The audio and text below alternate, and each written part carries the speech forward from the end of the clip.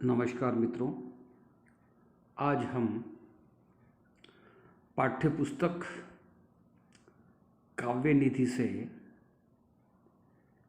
आधुनिक काव्य से एक कविता आपके सामने प्रस्तुत करने जा रहे हैं। कविता का शीर्षक है फूल और कांटा। इस कविता के कवि अयोध्या सिंह उपाध्याय हरिओत जी है। तो सबसे पहले हम यह कविता जो छात्र BA, BCom, BSc second year द्वितीय भाषा हिंदी से थर्ड सेमेस्टर में पढ़ रहे हैं, उनके लिए यह कविता उनके सिलेबस में है, इसलिए यह कविता उनके लिए महत्वपूर्ण है। तो आइए सबसे पहले हम आपको इसके जो कवि है, कवि का जीवन परिचय, कवि के द्वारा लिखे गए काव्य, कवि के द्वारा सामाजिक कार्य, कवि को कुछ सरकार द्वारा मंगल पारितोषिक आदि आदि के ऊपर चर्चा करेंगे और उसके बाद कविता का पठन करेंगे और इस कविता का सारांश आपके सामने रखने का परिचय दे देंगे। तो सबसे पहले हम आरंभ कर देते हैं अयोध्या सिंह उपाध्याय हरिओत जी का जीवन परिचय। अयोध्या सिंह उपाध्याय हरिओत बड़े ही मेधावी तथा प्रतिभा संपन्न कवि थे।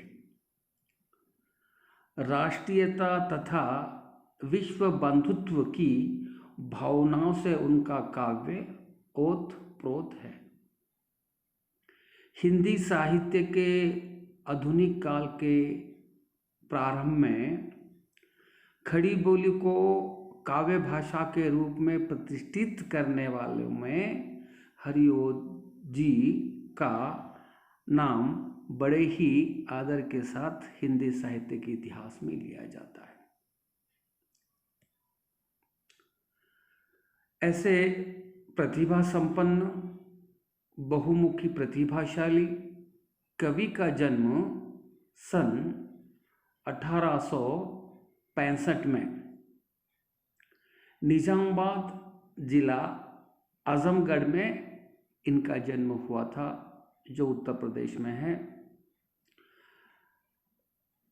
अयोध्या सिंह उपाध्याय हरिओत जी के पिता का नाम पंडित भोला सिंह उपाध्याय और माता श्री का नाम रुक्मिणी देवी था। बचपन से ही उनके हृदय में साहित्य साधना का बीजारोपण हो चुका था। 5 वर्ष की छोटी अवस्था में ही उन्होंने विद्यारंभ पाठशाला जाना आरंभ कर दिया था। उसके बाद निजामाबाद के तहसीली पाठशाला से इन्होंने मिडिल वर्नाकुलर की परीक्षा उत्तीर्ण की। इसके उपरांत उन्होंने कानून गो की परीक्षा भी उत्तीर्ण की और कानून गो का स्थायी पद भी इन्होंने प्राप्त किया।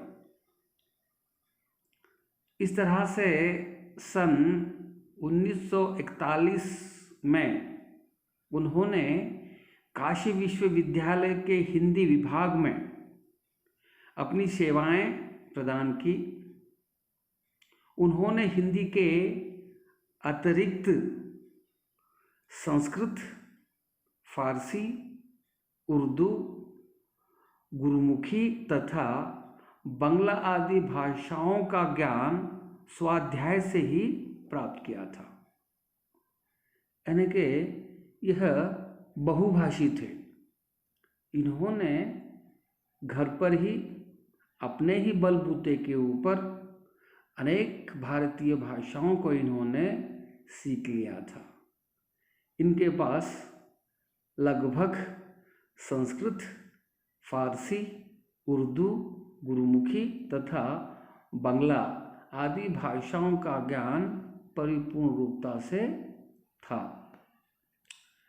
हरिओत जी ने तत्कालीन सामाजिक दशा पर अत्यंत बारीकी के साथ विचार किया। तत्कालीन समाज में जो उथल पुथल थी, ऐसे उथल पुथल को उन्होंने अपनी बारीकी नज़र से परखा। सामाजिक कुरीतियों, रूढ़िग्रस्त बुराइयों तथा परंपरागत अंधविश्वासों में लिप्त देशवासियों की दुर्बलताओं का पर्दाफाश करते हुए जनता को जागरूक एवं सावधान होकर उन्नति के पथ की ओर बढ़ने की इन्होंने प्रेरणा दी।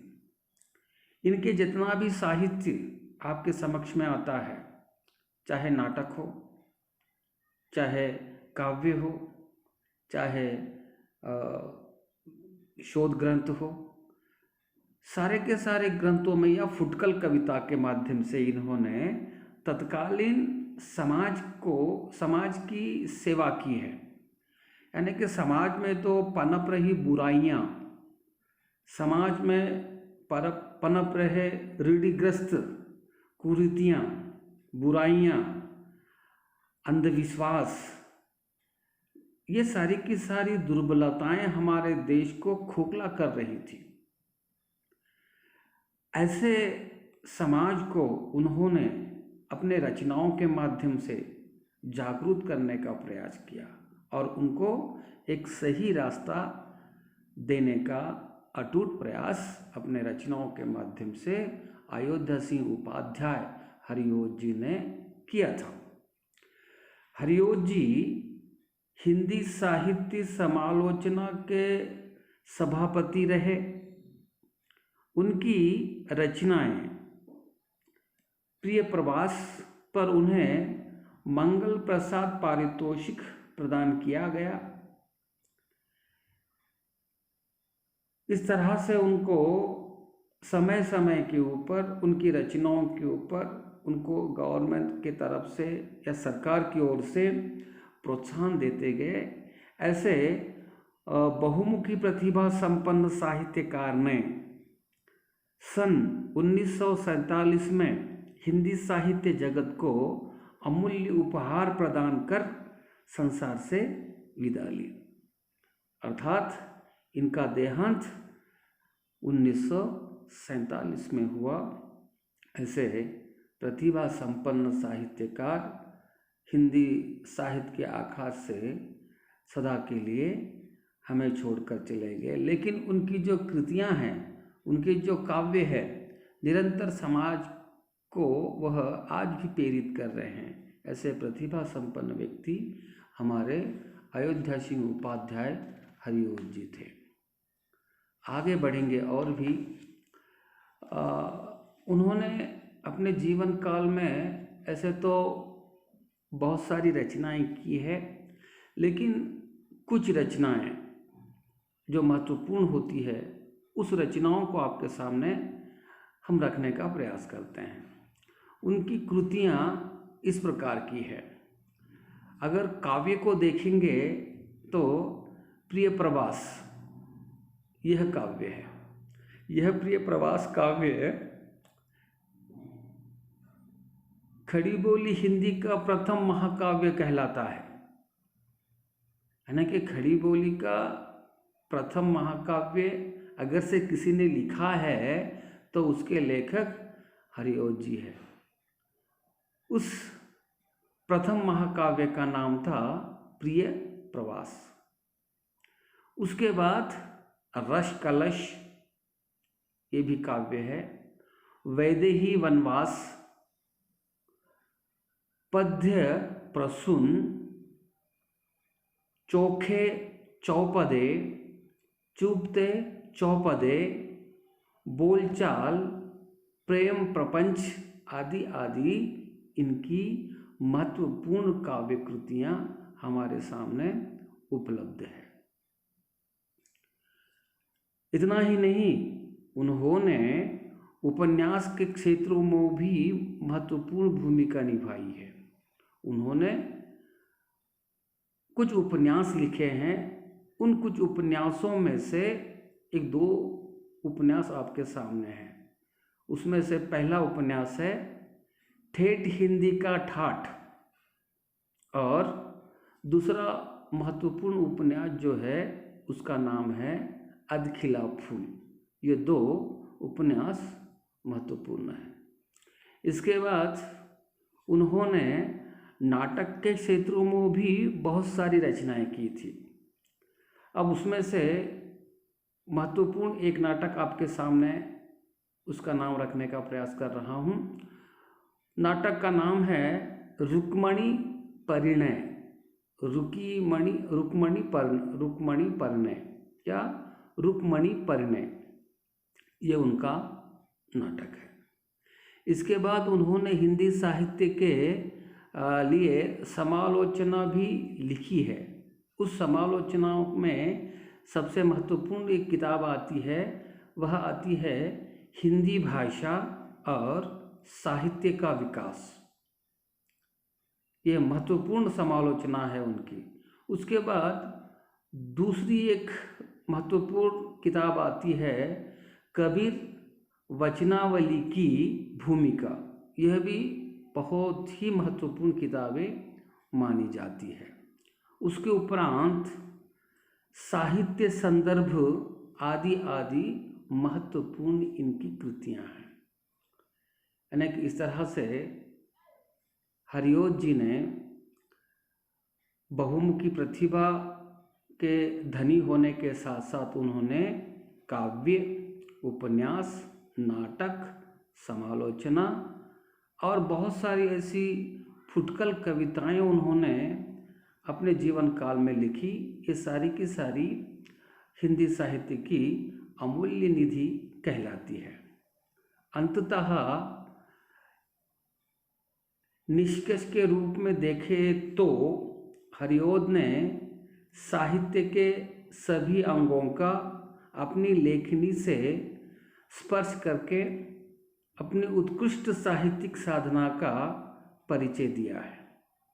यानी कि किसी कवि के पास केवल किसी क्षेत्र में ही अनुभव होता है, यानी कि कवि या गद्यकार, गद्य में भी उपन्यासकार या कहानीकार, लेकिन इन्होंने सारी की सारी लेखनी, काव्य हो, उपन्यास हो, नाटक हो, समालोचना हो, आदि आदि पर अपनी लेखनी से उस उत्कृष्ट साहित्य साधना का परिचय दिया है। यद्यपि आप कवि के रूप में ही अधिक प्रसिद्ध हुए हैं। अगर उस सारी की सारी बातों में से एक को अगर से चुनना है तो हम हरिओत जी को केवल हम कवि के रूप में ही अधिक उनको प्रसिद्धि मिली है। तथापि आपके आलोचना का इतिहासकार, आलोचनाकार, इतिहासकार आदि रूप भी कम प्रभावशाली नहीं है। हम केवल आपको कवि के रूप में ही सबसे श्रेष्ठ मानेंगे, ऐसी बात नहीं है।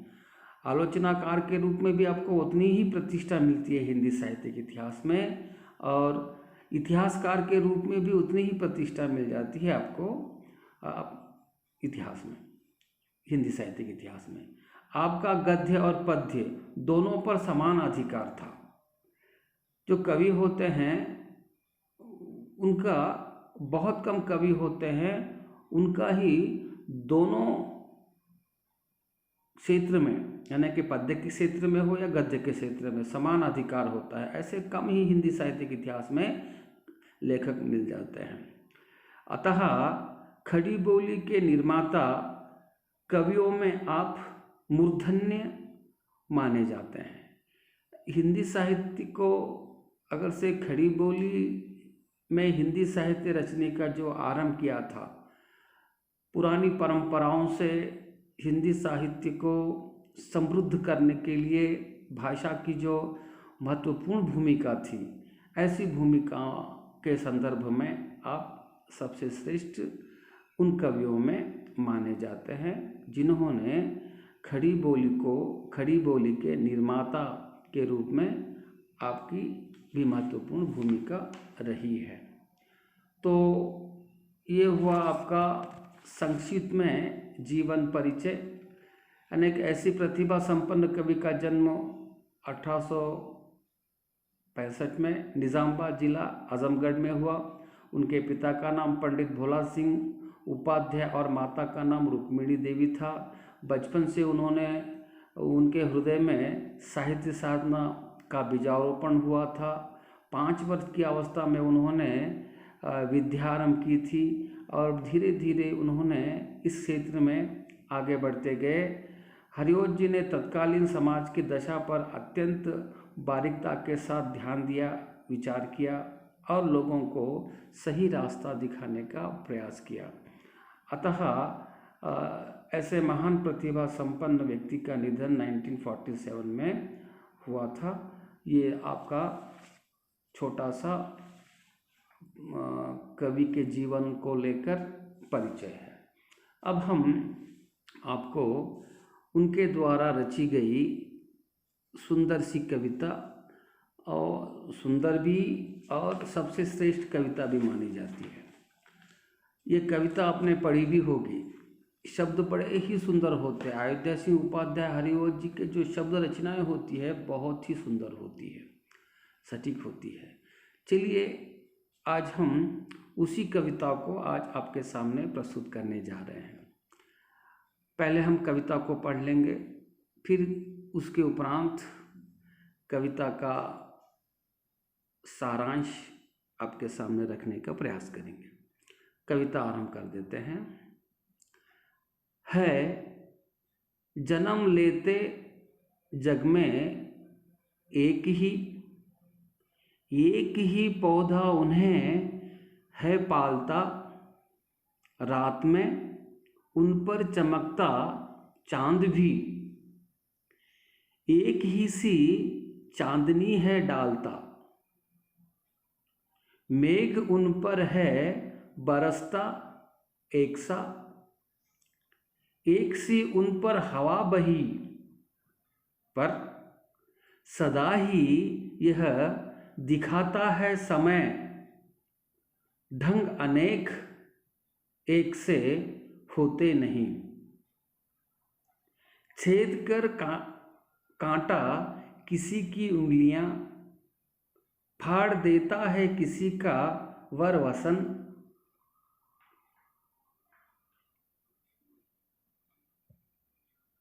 छेद कर कांटा किसी की उंगलियां, फाड़ देता है किसी का वर वसन, प्यार डूबी तितलियों का पर कतर, भंवर का है भेद देता श्यामल तन, फूल लेकर तितलियों को गोद में, भंवर को अपना अनूठा रस पिला, निज सुगंधों और निराले ढंग से है सदा देता कली का जी खिला। अंतिम पंक्ति है खटकता एक सबकी आंखों में, दूसरा है सोहता सूर शीश पर, किसी तरह कुल की बड़ाई काम दे, जो किसी में हो बड़प्पन की कसर। ये फूल और कांटा नामक कविता है। इस कविता को हम मुख्यतः 2 भागों में बांट सकते हैं, यानी 3 भागों में बांट सकते हैं। पहले 1 2 3 4 5 6 7 8 जो लाइनें हैं, इसमें फूल और कांटों का किस तरह से जन्म हुआ, किस तरह से उसका पालन पोषण हुआ आदि, इस 8 लाइन में कवि बखूबी उनका जन्म बताते हैं। फिर उसके बाद दोनों के जो व्यवहार है, कर्म है, कांटे का कर्म बताते हैं और फिर बाद में फूलों का कर्म बताते हैं। अंतिम रूप में लेखक अपने विचारों को यहाँ पर स्थापित करने का प्रयास करते हैं। तो बहुत ही बढ़िया, बहुत ही सुंदर इसका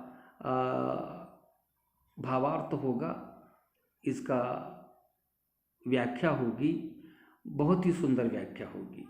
चलिए फिर से एक बार आपके सामने एक 4 पंक्तियाँ पढ़ लेता हूँ, फिर 4 पंक्तियाँ पढ़ने के बाद 4 पंक्तियों का सार आपके सामने रहेगा और फिर बाद में और 2-4 पंक्तियाँ पढ़ने के बाद आपको ये कविता बहुत स्पष्ट हो जाएगी। यहाँ पर है जन्म लेते जग में एक ही पौधा उन्हें है पालता, रात में उन पर चमकता चांद भी एक ही सी चांदनी है डालता। मेह उन पर है बरसता एक से उन पर हवा बही, पर सदा ही यह दिखाता है समय, ढंग उनके एक से होते नहीं। बस ये 8 लाइनों का अब आपके सामने कुछ भावार्थ रखने का प्रयास करता हूँ या कविता की व्याख्या करने का प्रयास करता हूँ। कवि अयोध्या सिंह उपाध्याय हरिओत जी इस कविता के माध्यम से कहते हैं कि फूल और कांटा एक ही पौधे से जन्म लेते हैं और उनका पालन पोषण भी एक ही पौधा करता है। रात में प्रकाश देने वाला चंद्रमा इन दोनों पर एक समान प्रकाश बिखोरता है। चांदनी भी इन दोनों पर समान छाया बिखोरती है। बादलों का पानी भी इन दोनों पर एक समान ही बरसता है। इतना ही नहीं बल्कि हवा भी इन दोनों पर समान रूप से चलती है। लेखक स्पष्ट रूप से बताने का प्रयास करते हैं, फूल और कांटा एक ही पौधे से जन्म लेते हैं। एक ही पौधों के ऊपर वो धीरे धीरे बड़े होते हैं और चंद्रमा का प्रकाश दोनों के ऊपर समान रूप से होता है। एक के ऊपर कम और दूसरे के ऊपर ज़्यादा ऐसा नहीं होता है। उसी तरह से रात की जो चांदनी होती है, उस चांदनी का भी प्रकाश इनके ऊपर समान होता है। वर्षा ऋतु का पानी जो होता है, वह पानी भी फूल और कांटों के ऊपर समान रूप से बरसता है। इतना ही नहीं, हवा जब बहती है, हवा का स्पर्श जो होता है, दोनों को भी समान रूप से हवा का स्पर्श होता है। पर इन दोनों के स्वभाव में ज़मीन आसमान का अंतर कैसे, ये महत्वपूर्ण क्वेश्चन या महत्वपूर्ण समस्या आपके सामने कवि रखने का प्रयास करते हैं।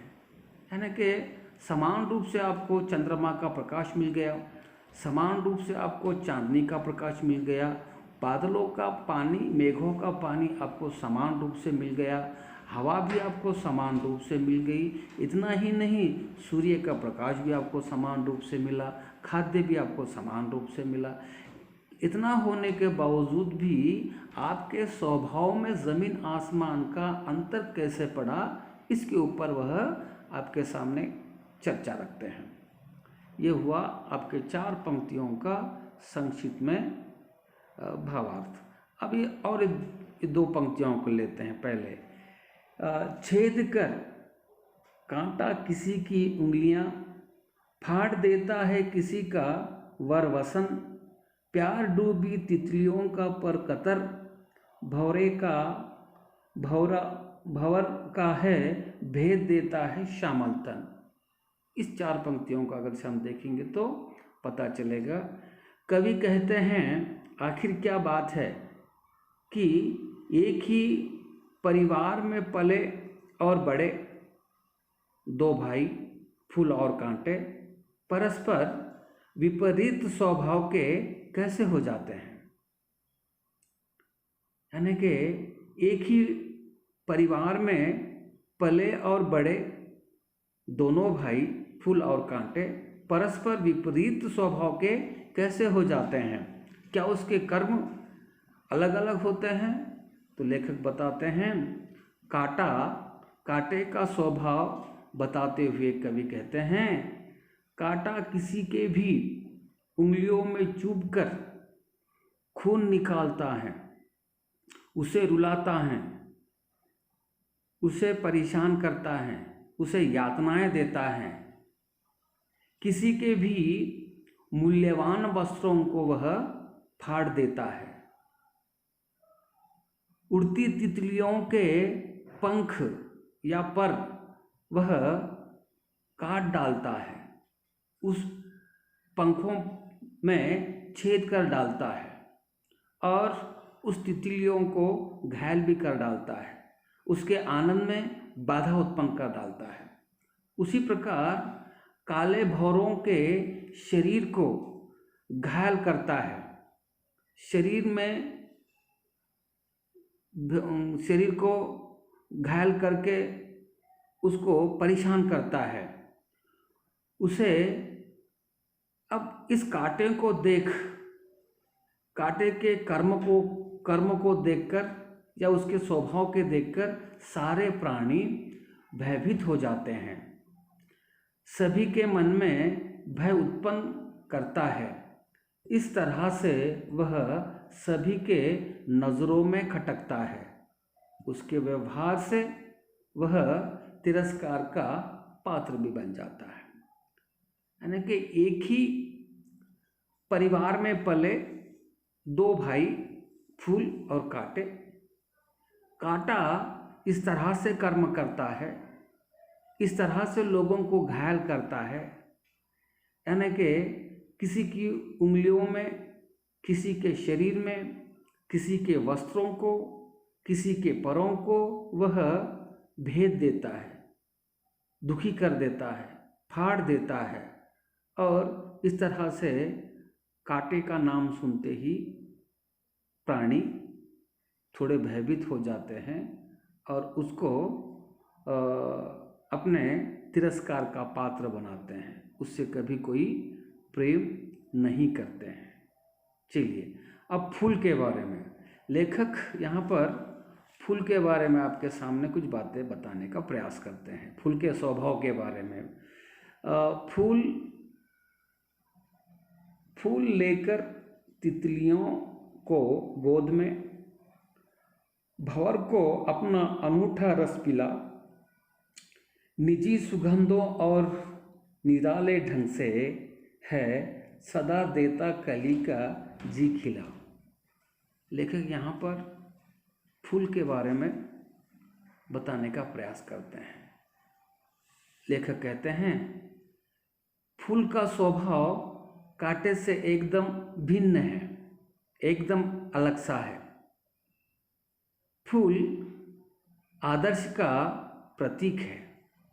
वह रंग बिरंगी तितलियों को अपने गोद में बिठा झूला झुलाता है, श्यामल भौरों को अपना अद्भुत मीठा पराग पिलाता है, अपनी महकती हुई खुशबू से सारे वातावरण को महका देता है, खुशबूदार बना देता है, चारों ओर खुशबू ही खुशबू करके वहाँ के जनता को आनंदित करता है।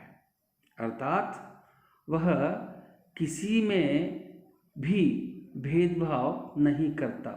उसके लिए छोटा बड़ा, ऊंच या नीच, इस तरह का कोई भेदभाव ही नहीं होता है।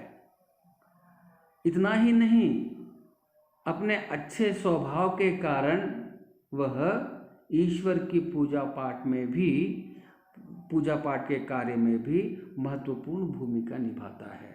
इसलिए संसार के मानव प्राणी फूल के अच्छे स्वभाव और अच्छे कर्म के कारण सारे उन्हें पसंद करते हैं। इस तरह से लेखक इस 4 पंक्तियों में फूल का महत्व बताते हैं। यानी कि फूल और कांटे एक ही परिवार से हैं, लेकिन कांटे का जो व्यवहार है एकदम फूल के व्यवहार से एकदम भिन्न है। लेकिन फूल का व्यवहार कैसा है, वो क्या करता है? फूल का व्यवहार रंग बिरंगी तितलियों को अपने गोद में बिठा झूला झुलाता है, उनको अपने कोमल पंखुड़ियों का स्पर्श देकर, जैसे कि माँ अपने बच्चों को अपने छाती से लगाती है और प्यार देती है, उसी तरह से रंगी बिरंगी तितलियों को अपने पंखुड़ियों के ऊपर बिठाकर आनंदित करता है। लेकिन कांटा उनके परों को काटता है।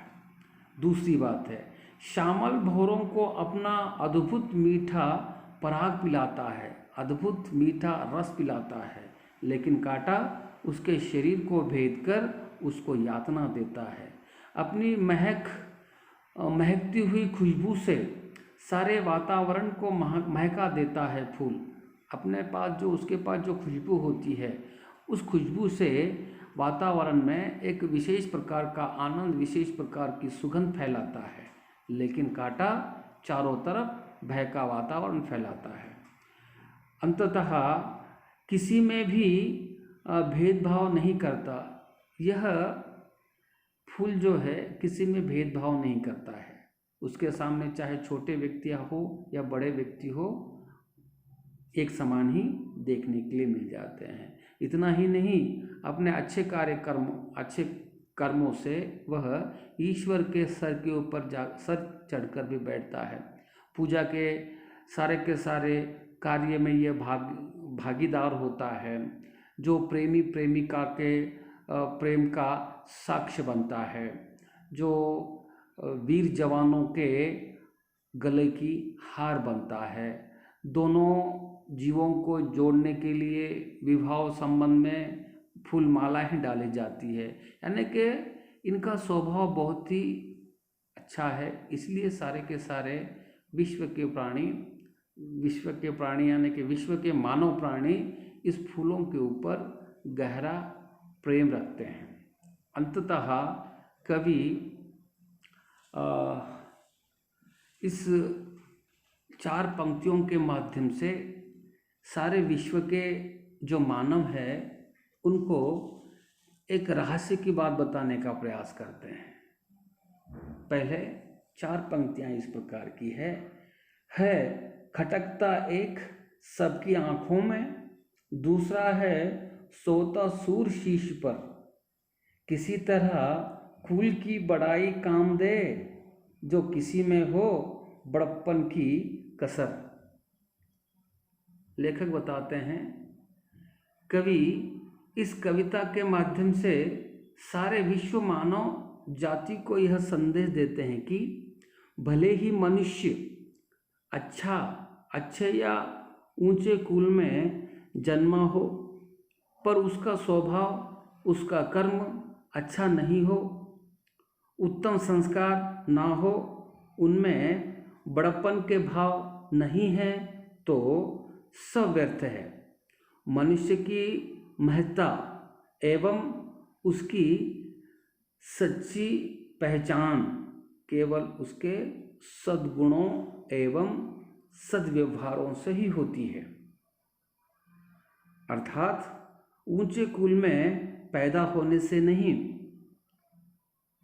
लेखक एक बात बताने का प्रयास करते हैं कि केवल ऊंचे कुल में पैदा होने से या श्रेष्ठ समाज में पैदा होने से कोई भी व्यक्ति श्रेष्ठ नहीं हो सकता है। श्रेष्ठता तब आ जाती है कि उसमें श्रेष्ठता के गुण होने चाहिए, उत्तम संस्कार होने चाहिए, सभी को एक नज़र से देखने की दृष्टि होनी चाहिए, हो सके तो उनके दुखों को दूर करने की क्षमता होनी चाहिए, नम्रता भाव उनमें होना चाहिए, तभी वह सबसे श्रेष्ठ व्यक्ति कहलाता है, ना कि किसी ऊंचे कुल में पैदा होने से वह श्रेष्ठ नहीं कहलाता है।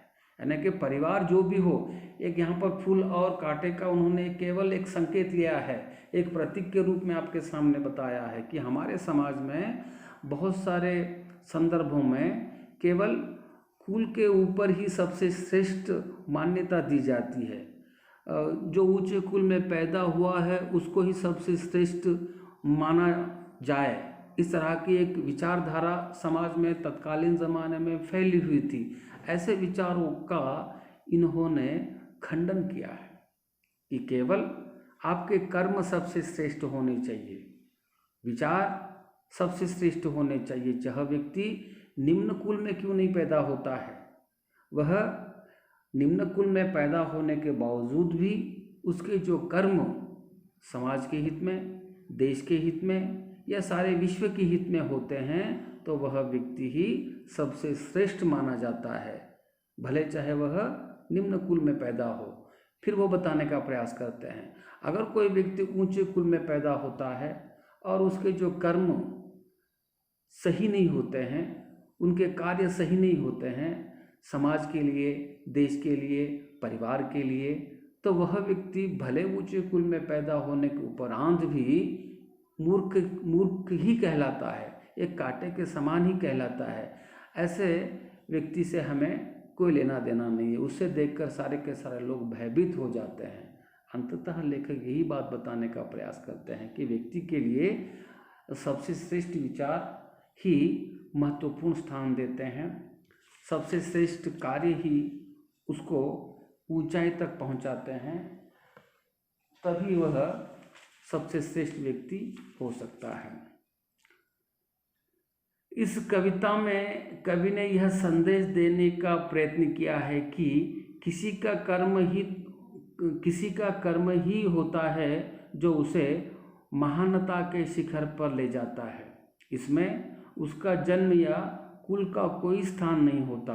इस बात को स्पष्ट करने के लिए कविता में फूल और कांटों का इन्होंने उदाहरण दिया है। अंततः उच्च खानदान में जन्म लेने से बड़ा नहीं होता। कोई भी व्यक्ति बड़े बड़े या अच्छे खानदानों में जन्म लेने से कोई भी बड़ा नहीं होता है। बड़े होने के लिए बड़ापन का होना निहायत ही ज़रूरी है। केवल ऐसा बड़ा होने किसी काम का नहीं है जिसकी छत्र छाया में किसी को आश्रय ना मिले। यहाँ पर मुझे एक छोटी सी कविता याद आ रही है जो कबीरदास की है। तो बड़ा ही सुंदर सा दोहा उन्होंने आपके सामने प्रस्तुत करने का प्रयास किया था। जैसे कि बड़ा हुआ तो क्या हुआ, जैसे पेड़ खजूर, बैठने के लिए छाया नहीं, फल लगे अति दूर। फिर से दोहा आपके सामने रखने का प्रयास करूँगा। बड़ा हुआ तो क्या हुआ, जैसे पेड़ खजूर, बैठने के लिए छाया नहीं, फल लगे अति दूर। यानी कि उन्होंने यही बताने का प्रयास किया था, केवल आप बड़े हैं, बड़े होने से कोई फ़ायदा नहीं होता है। उदाहरण देकर समझाते हैं कि खजूर का फल तो बहुत ही मीठा होता है, बहुत ही आनंददायक होता है, लेकिन वो बहुत ही ऊंचा होता है। खजूर का पेड़ का उदाहरण देते हैं बड़े आदमी के रूप में। खजूर के पेड़ के छाया में भी हम बैठ नहीं सकते हैं। अगर भूख लगने पर उसका फल भी हम नहीं खा सकते हैं, क्योंकि फल उतना ऊंचा होता है। तो ऐसे बड़े होकर क्या मतलब का है, उससे तो छोटा वृक्ष ही अच्छा होता है, बैठने के लिए छाया मिलती है। आम वृक्ष, आम का पेड़, वहाँ पर बैठने के लिए छाया मिलती है। हो सके तो आम भी खाकर हम अपने भूख को मिटा सकते हैं। तो समाज के हित में होना चाहिए। आप में कितने भी गुण क्यों नहीं होते हैं, किस काम के, वो गुण समाज में अगर से स्थापित नहीं होते, समाज में उसका उपयोग नहीं होता, तो आप कितने महान, कितने बड़े होने से भी काम नहीं होता है, कहकर लेखक इस छोटी सी कविता फूल और कांटे के माध्यम से बड़े कुल में नहीं, बल्कि व्यक्ति के पास बड़े विचार होने से ही वह व्यक्ति महान हो जाता है और उसी को ही यह संसार याद रखता है। कहते हुए आपने इस छोटी सी कविता को सुना, इसके लिए आप सभी को हृदय की गहराई से आपको नमस्कार करते हुए इस वीडियो को हम यहीं पर समाप्त करने की आज्ञा लेते हैं। धन्यवाद।